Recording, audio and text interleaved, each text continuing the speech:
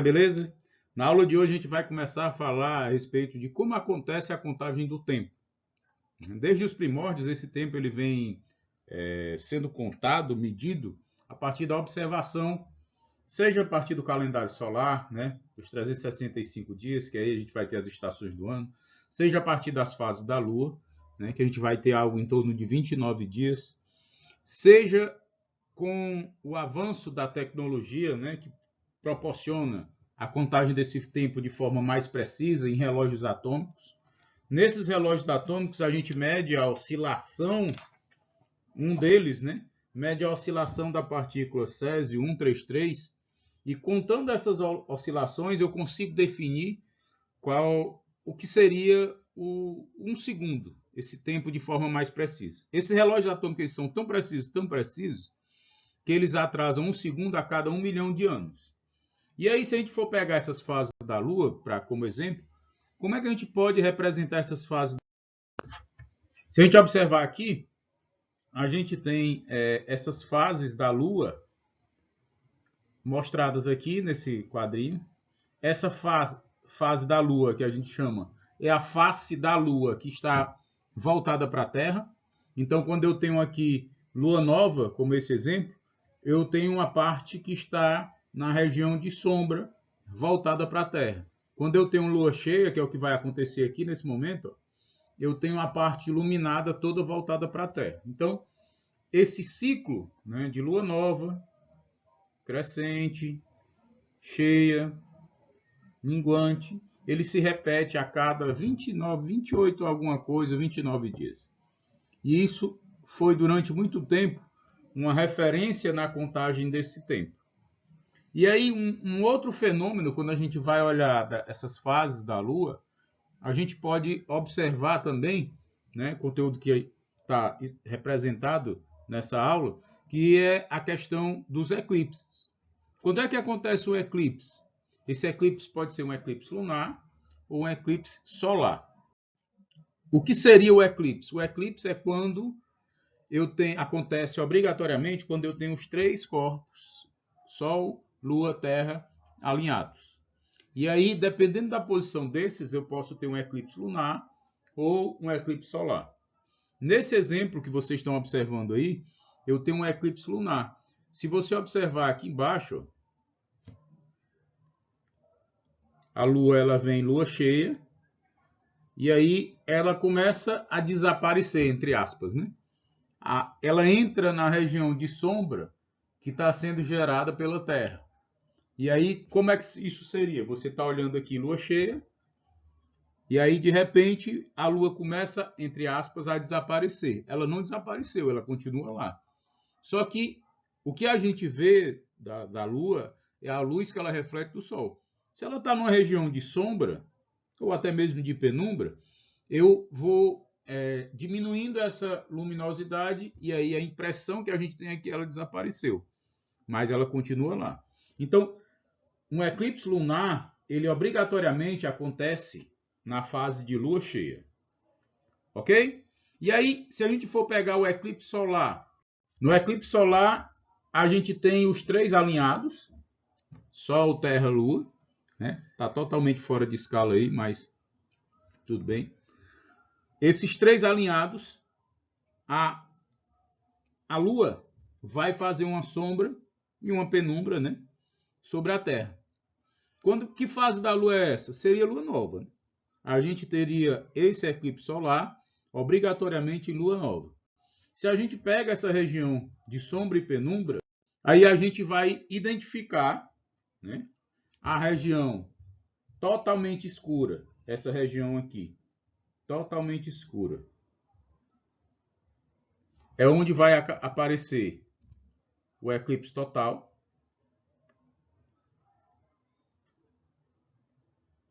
E essa região de penumbra aqui é onde vai aparecer o eclipse parcial. Percebam que existem locais do globo em que não vai ser simplesmente percebido o eclipse. Então, o eclipse solar, ele só vai ser total por uma pequena parte, ou pequena parcela desse globo, né? Uma pequena parte vai presenciar. Outra parte vai presenciar o parcial, vai diminuir a luminosidade, mas não vai ficar escuro durante o dia.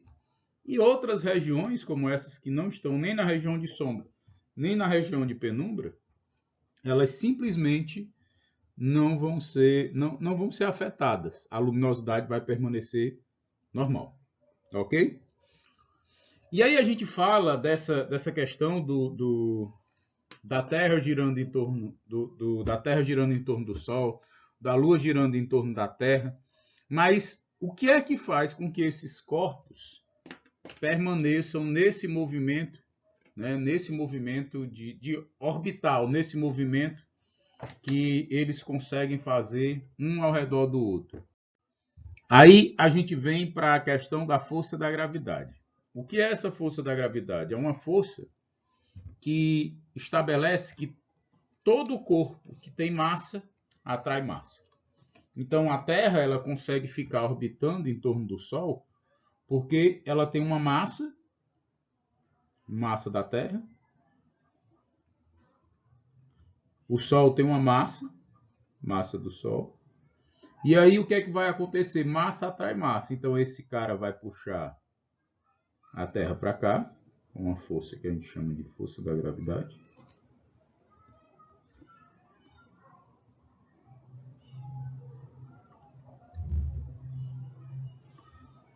E pela terceira lei de Newton, quem exerce a ação sofre a reação. Então ele vai puxar de volta com a força, também força da gravidade.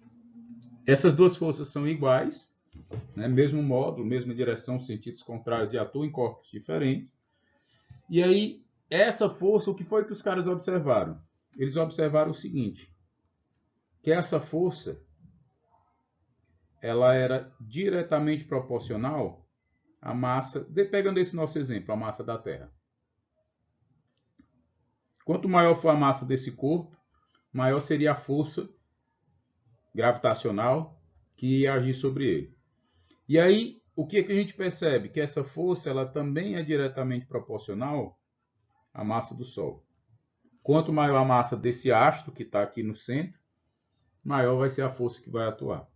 Se ela é diretamente proporcional à massa da Terra e diretamente proporcional à massa do Sol, então eu posso dizer que essa força é diretamente proporcional a esse produto, massa da Terra vezes a massa do Sol. Aí o que foi que se observou? Se observou o seguinte, que essa distância do centro de um corpo até o centro do outro, ela também influenciava na intensidade dessa força gravitacional. E o que foi que eles perceberam? Que essa força gravitacional ela é inversamente proporcional ao quadrado da distância. Ora, se eu sei que ela é diretamente proporcional ao produto das massas e inversamente proporcional ao quadrado da distância, então eu posso juntar esse termo com esse e escrever o seguinte, que a força gravitacional ela é diretamente proporcional à massa de um corpo vezes a massa do outro, dividido pela distância ao quadrado. Para esse negócio deixar de ser uma proporção e passar a ser uma igualdade, aí os caras fizeram o seguinte, para deixar de ser uma proporção e passar a ser uma igualdade, essa força gravitacional vai ser igual a uma constante, que eles chamaram de G, vezes mzinho, vezes mzão, dividido pela distância ao quadrado. Isso daqui é como a gente representa essa força gravitacional. Então, a força gravitacional ela é maior. Quanto maior é a massa, para ser mais preciso, quanto maior for o produto dessas massas, maior vai ser a força. E quanto menor for essa distância, maior vai ser essa força. Se a gente observa aqui, a gente percebe o seguinte. Ó. O que é que quer dizer diretamente proporcional? Quer dizer o seguinte, se eu aumento a massa de um corpo, eu aumento a força. Se eu aumento a massa desse outro corpo, eu aumento a força. Diretamente proporcional. Aumentou um, aumentou o outro. Inversamente proporcional quer dizer o quê? Se eu aumento a distância, eu estou diminuindo a força. Então, o que isso aqui está representando, essa força gravitacional, é exatamente essa representação que foi obtida a partir da observação. Então, a equação que a gente usa para calcular a força gravitacional é essa daqui. Que a força gravitacional é esse G que, como eles sabiam qual era a massa dos corpos, qual era a distância entre eles, qual era a força que estava atuando, então eles conseguiam identificar qual era o valor desse G, qual é o valor dessa constante. Ok? E essa constante, ela é dada por isso aqui. Essa constante vai ser 6,7 vezes 10 a menos 11 Nm² por quilograma quadrado, que é o que a gente chama de constante universal da gravitação. Se a gente imaginar agora um corpo parado na superfície da Terra, se eu imaginar aqui um corpo, que é a Terra, tem um corpo parado aqui na superfície da Terra. A gente sabe que massa atrai massa. Então, aqui eu tenho a massa da Terra, mzão. Aqui eu tenho a massa do corpo, mzinho. Então, esse corpo Terra, que tem uma massa gigantesca, muito grande, vai puxar esse corpo para baixo. Ele reage e puxa a Terra de volta. Essa força que todo corpo adquire quando está na superfície da Terra, a gente chama de força-peso. Então, a gente pode dizer que o peso do corpo, ele é a massa do corpo vezes a gravidade. Nessa situação que a gente está representando, essa força, se eu fizer aqui a força gravitacional, ela vai ser G, Mzão, Mzinho, sobre a distância ao quadrado. Se a gente compara essas duas relações, aqui é massa, ó. Aqui é massa. Massa do corpo que está na superfície da Terra. Se eu comparar agora esses outros aqui, ó, se eu pego esse daqui, que é a gravidade, que a gente conhece, né? A aceleração da gravidade, 9,8 metros por segundo ao quadrado na superfície da Terra. Essa gravidade, ela pode ser encontrada usando isso aqui. Então, se eu pegar essa gravidade e comparar com esse valor aí, G, Mzão sobre D ao quadrado, isso aqui vai dar quanto? Quanto é o G? O G vai ser 6,7 vezes 10 a menos 11.